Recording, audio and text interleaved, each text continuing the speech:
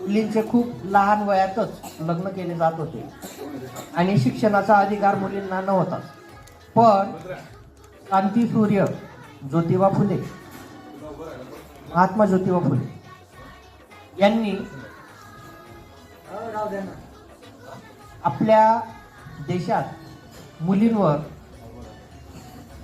जे निर्बंध लादलेले होते त्याच्या विरोधात आणि शिवाय मुलींना जे शिक्षण मिळत नव्हतं त्याच्यामुळे बरेचसे अन्याय त्या मुलींवर होत होते.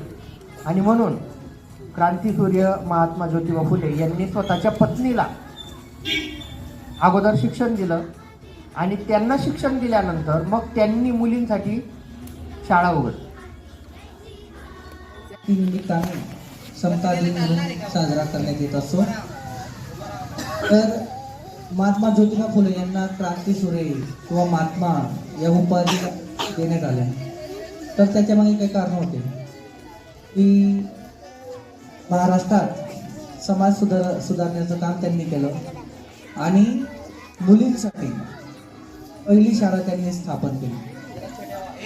लक्षात ठेवा, महात्मा ज्योतिबा फुलेंनी मुलींसाठी पहिली शाळा स्थापन केलेली आहे आणि म्हणूनच त्यांना क्रांतीसूर्य अशी उपाधी देण्यात आलेली आहे. हे विचारवंत क्रांतीसूर्य ज्योतिबा फुले आणि पहिली शिक्षिका म्हणून त्यांच्याच पत्नीला त्यांनी सांगितलं की तू मुलींसाठी शिक्षण द्यायचं.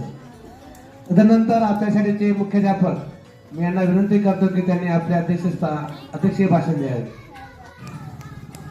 आजचा दिवस एका महान थोर अशा समाज सुधारकाच्या पुण्यतिथीनं आपण आपल्या शाळेत आज साजरा करीत आहोत. त्यांचं नाव आहे महात्मा ज्योतिबा फुले. त्यांना आधुनिक महाराष्ट्राचे विचारवंत देखील म्हणतात. त्यांनी स्वतःच्या घरापासून सुरुवात केली, शिक्षणाची सुरुवात केली आणि गुलामगिरी हा ग्रंथ त्यांनी लिहिला. शेतकऱ्याचा आसूड हा एक ग्रंथ त्यांनी लिहिला. त्यांनी स्वतःच्या घरातील पाण्याचे हौद समाजासाठी खुले करून दिले.